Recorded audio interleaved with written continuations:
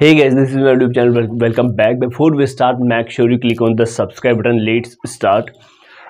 Majorly है जो what is the difference between revolution and rechecking, इसके रिगार्डिंग है जो बात करने वाला है। हालांकि मैं आपको लास्ट में मोस्ट इम्पोर्टेंट थिंग मैं आपको जो बताऊंगा वो भी आप है जो वहाँ तक पहुँचना आप बिल्कुल ईजीली इसमें जो डिफरेंस जो रहता है वो जैसे कि बात करें केवल और केवल सबसे पहले रीचेकिंग की अगर बात करें तो रीचेकिंग पर है जो जैसे जो आप एग्ज़ाम देने के बाद है जो आपकी जो आंसर बुक होती है वो जस्ट फर्स्ट टाइम है जो वो चेक होती है।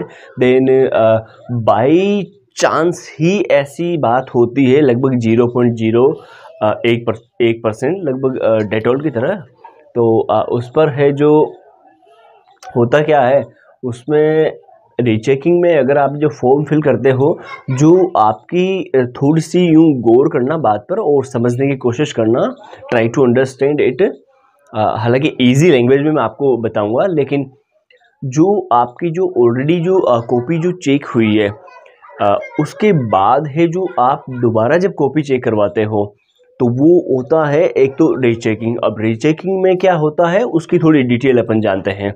रीचेकिंग में जो आपके जो मार्क्स ऑलरेडी वहाँ पर जो है सबमिटेड या फिर ऑब्टेन्ड जिसको मैं कहूँगा वो जो है, जैसे मान लो क्वेश्चन नंबर 2 है, क्वेश्चन नंबर 5 है, फॉर एग्जांपल बता रहा हूँ मैं आपको। क्वेश्चन नंबर कोई सा भी क्वेश्चन नंबर हो उसमें जैसे मान लो क्वेश्चन नंबर 5 है तो क्वेश्चन नंबर जो 5 है वो अगर आपको दे रखा है कि क्वेश्चन नंबर 5 है जो वो 7 मार्क्स का है या 2 मार्क्स का है, जस्ट एग्जांपल, और आपको 7 में से बाई चांस 3-2 दिए गए हैं तो वहाँ पर रीचेकिंग में ये जो 3-2 जो आपको दिए गए हैं वो जस्ट लाइक रिटोटलिंग होता है। केवल दोबारा कॉपी है जो चेक की जाती है और जो नंबर जो आपको कॉपी में दिए गए हैं वो केवल है जो गिने जाते हैं।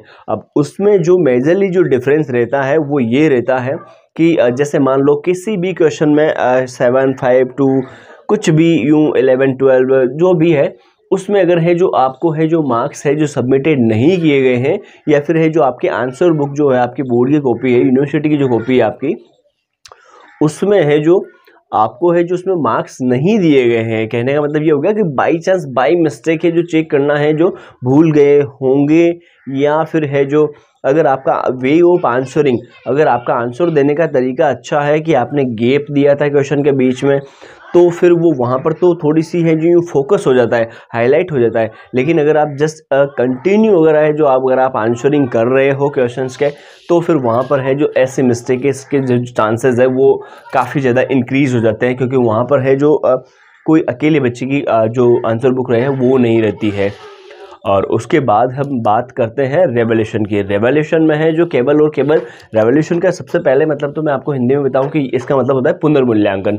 अब पुनर्मूल्यांकन में होता क्या है, जो मूल्यांकन आपका किया गया है, मूल्यांकन अब वो अब आप प्रश्नों का मानो, आपके उत्तरों का मानो या फिर आपके जो अंक है उनका मानो, मार्क्स का यूँ, तो उनका है जो पूरा का पूरा पुनर्मूल्यांकन किया जाता है। इसीलिए रेवोल्यूशन और रीचेकिंग की फ़ीस में भी है जो डिफरेंस होता है, ये भी बात पे थोड़ा सा गौर करना।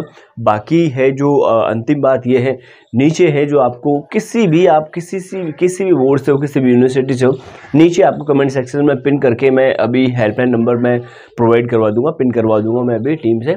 तो वो हेल्पलाइन नंबर पे जाकर है जो आप व्हाट्सएप टेक्स्ट कर सकते हो। वहाँ पर आपको ईजिली आपकी मार्कशीट के अकॉर्डिंग, आपके रिजल्ट के अकॉर्डिंग है जो आपको which one is the best option for your revolution, rechecking, retotalling, और किसी बच्चों को है जो सप्लीमेंट्री भी होती है, कंपार्टमेंट भी होता है, तो फिर वो आपको बेटर वैसे है जो एडवाइस है जो वो प्रॉपर बेटर वैसे आपको है जो दे सकते हैं। तो आप एक बार ज़रूर वहाँ पर जाइए और एक बार है जो जानकारी ले लीजिए, क्योंकि ये कोई एक दिन की बात नहीं है। That is your career, that is your time, that is your last year, that is your सब सारी चीज़ आ जाती है। आपके क्लासमेट हो गए, सब कुछ हो गया यूँ, क्लासमेट है, फ्यूचर है, करियर है, ऊपर से जो टाइम जो है, मेनली जो टाइम कहूँगा सबसे बड़ा टाइम होता है, क्योंकि that is the note matter of whole year पूरा आपने 1 साल वहाँ पर लगाया है, तो उसका जो कमबैक जो रहता है, उसका जो उसकी जो प्रोडक्टिविटी रहती है वो डिपेंडेंट ऑन यू कम्प्लीटली। तो होप यू अंडरस्टैंड इट। तो आगे के लिए मैं बेस्ट ऑफ लक कहना चाहूँगा। Thank you so much, see you. Subscribe now please.